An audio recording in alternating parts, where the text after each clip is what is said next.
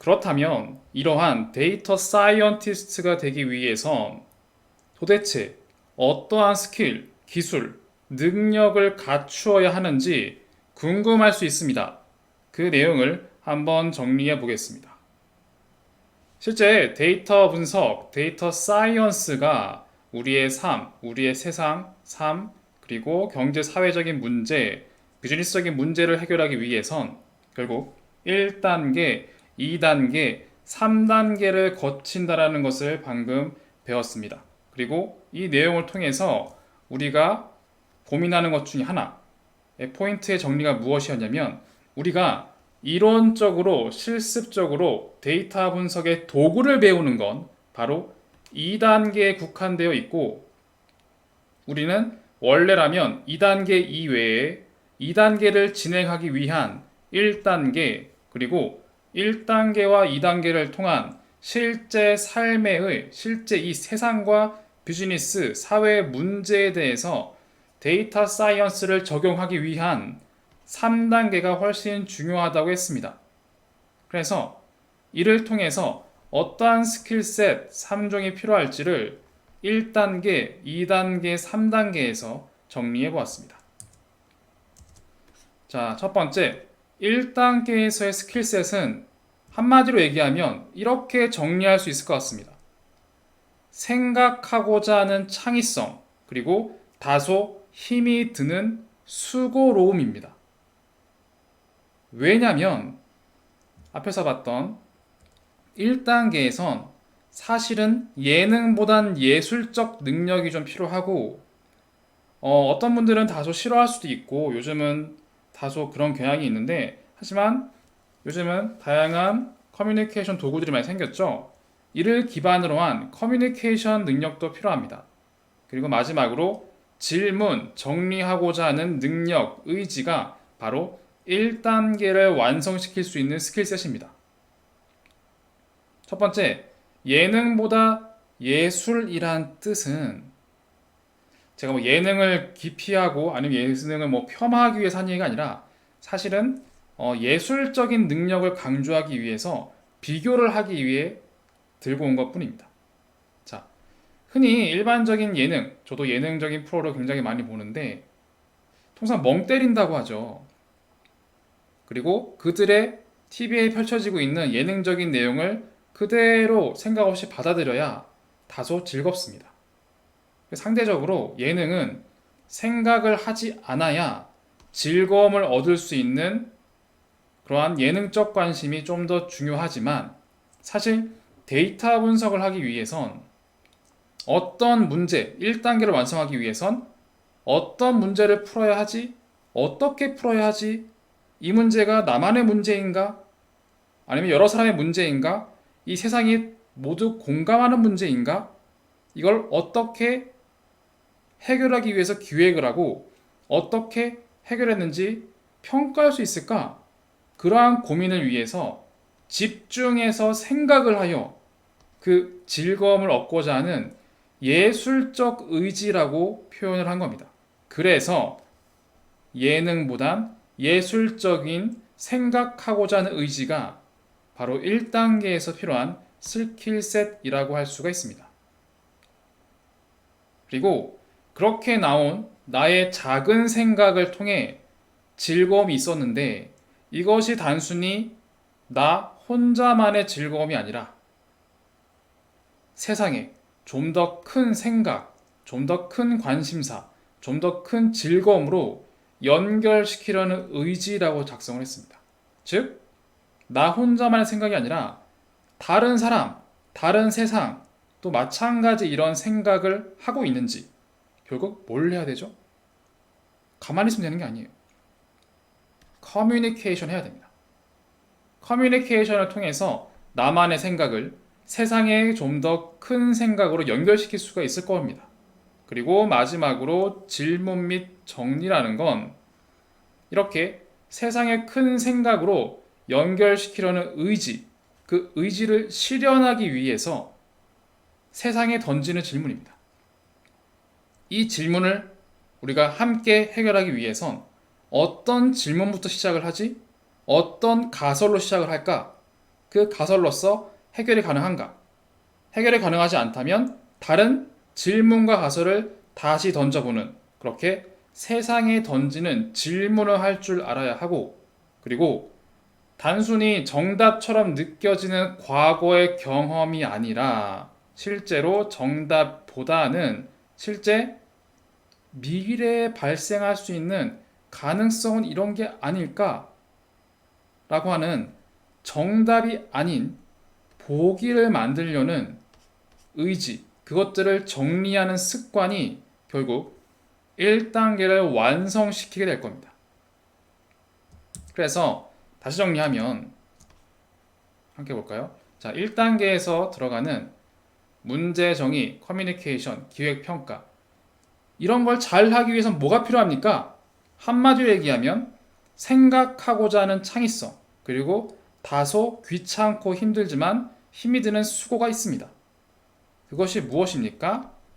예능보단 예술적으로 집중해서 생각하려는 의지, 그리고 그 의지를 통해 나의 의지가 아니라, 나의 생각이 아니라 좀 더 큰 세상의 생각으로 연결시키려는 커뮤니케이션 능력, 그리고 그 의지와 생각을 실현하기 위해서 세상에 던지는 질문, 그리고 지나간 이미 과거 경험적인 정답이 아닌 미래에 발생할 만한 보기, 가능성은 무엇일까?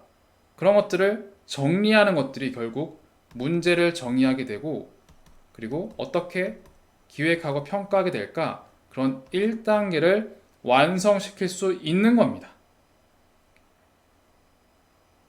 그럼 두 번째, 2단계에서의 스킬셋은 무엇일까요? 바로 이 2단계는 제가 다소 수동적이라고 했습니다. 크게 창의성이 많이 들어가진 않아요. 1단계는 거의 창의성이 집중적이라고 볼 수 있겠죠. 그리고 힘이 드는 수고가 들어갑니다. 그리고 아직은 얘기하지 않았지만 3단계도 어느 정도 제가 창의성의 영역이라고 설명을 드린 적이 있습니다. 하지만 2단계는 굉장히 수동적입니다. 이 강의, 저의 강의뿐만 아니라 수많은 강의들을 통해서, 검색을 통해서 얼마든지 쉽게 얻을 수가 있습니다. 그냥 그 배운 것들을 한 스텝 한 스텝 실행하시면 되는 거죠. 그리고 그 실행을 위해선 이론적인 내용을 알아야 하고 실습을 통해 구현하는 내용을 알아야 합니다. 그래서 이론을 위해선 데이터 분석 관련 지식이 필요하고, 실습을 위해선 그 관련 지식을 실제로 구현하고 펼치기 위한 프로그래밍 활용 능력이 필요합니다. 이걸 우리가 배우게 될 거고요. 주로 데이터 분석 관련 지식은 순수 인문학 또는 예술과 관련된 학문이 아니면 대부분 수학과 컴퓨터를 다루는 지식을 의미하고, 이건 사실 모든 학문에서 적극 활용되는 도구입니다. 그죠? 전 수학과가 아닌데요, 컴퓨터과가 아닌데요, 그런 학과를 얘기하는 게 아닙니다. 이건 도구입니다. 제가 순수 인문학, 예술을 관련된 학문이 아니면이라고 했지만 사실은 요즘은 이러한 순수 학문들도 이러한 도구를 쓰고 있습니다. 순수 인문학에서도 제가 어떤 거라고 얘기하긴 뭐하지만 인문학적인 요소를 더욱 빠르게 세상의 변화를 확인하기 위해서 컴퓨터라는 도구를 쓰고 싶어 하는 것들이 있고, 예술도 마찬가지입니다.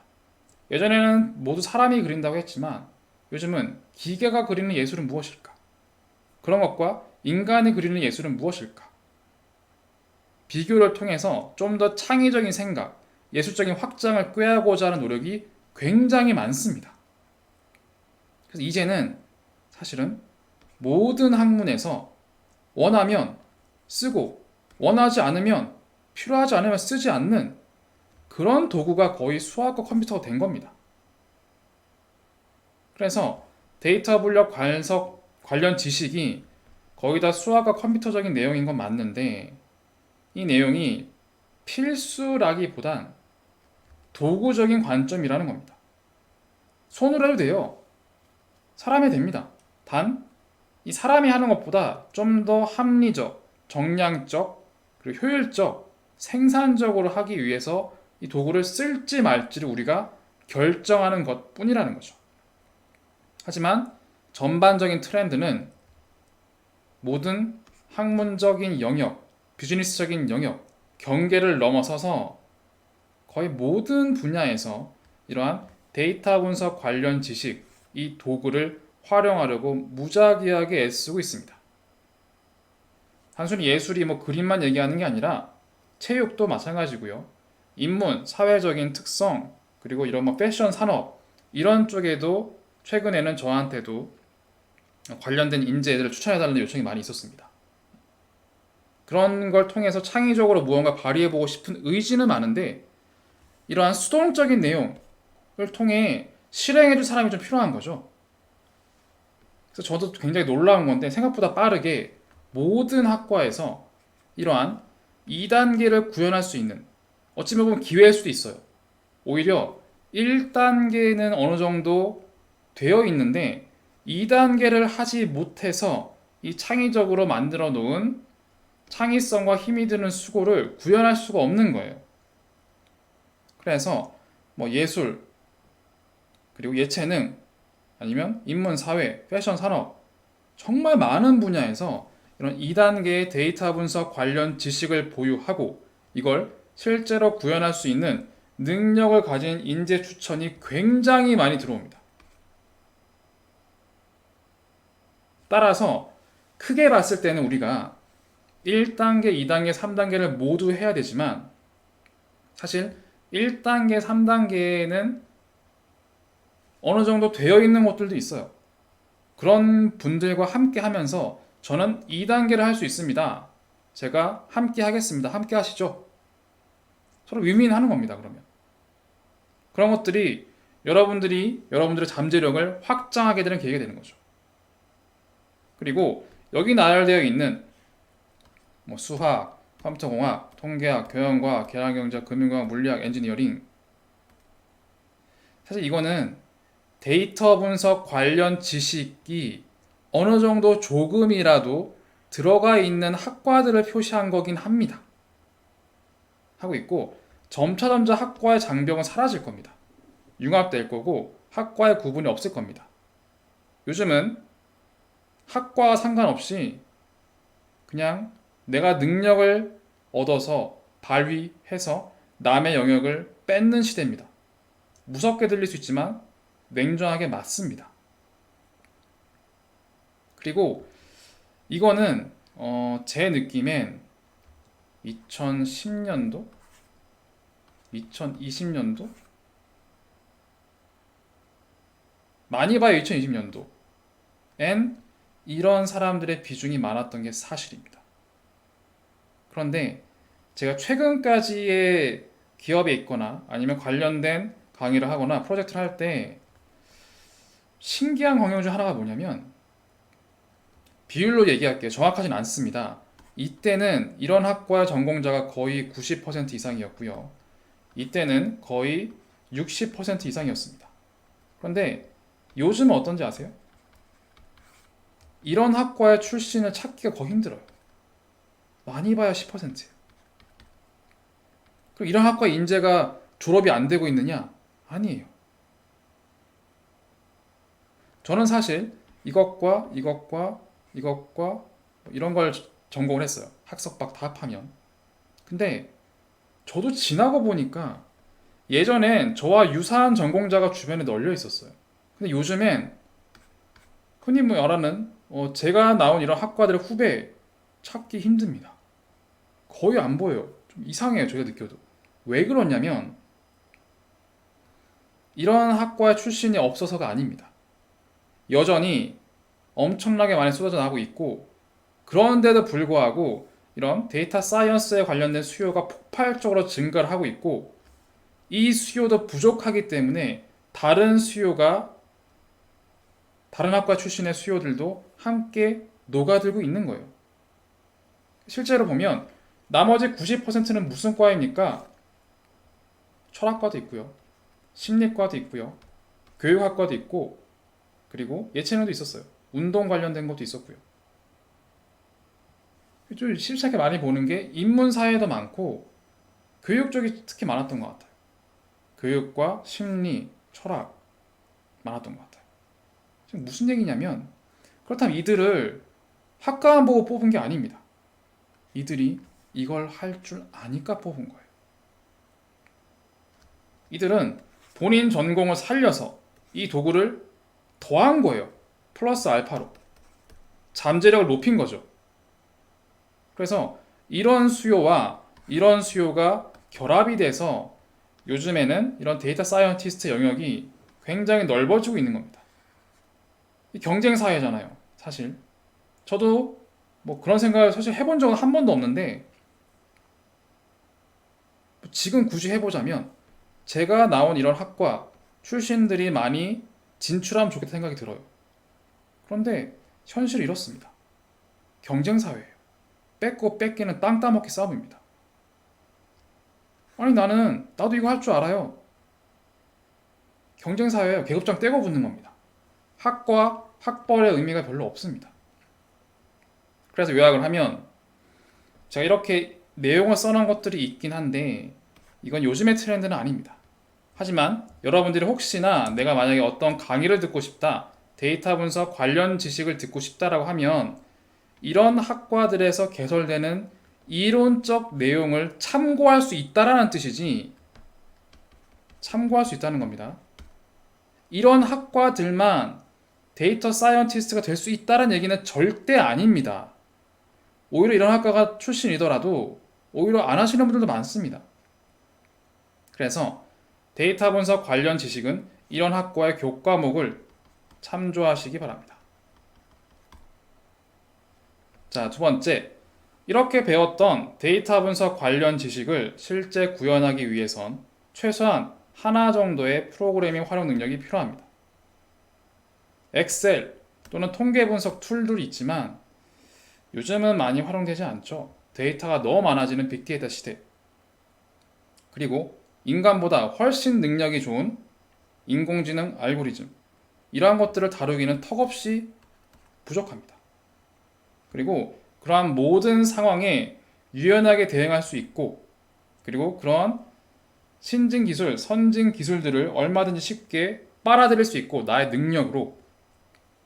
그리고 그걸 통해 이 세상의 문제를 자동화하기 위해서는 최소 1개 이상의 언어 능력이 필요하고, 현재로서는 파이썬을 그 중에 가장 많이 쓰는 언어 능력으로 손꼽고 있는 것 뿐입니다. 저는 파이썬을 사용한 지 5년이 안 됐습니다.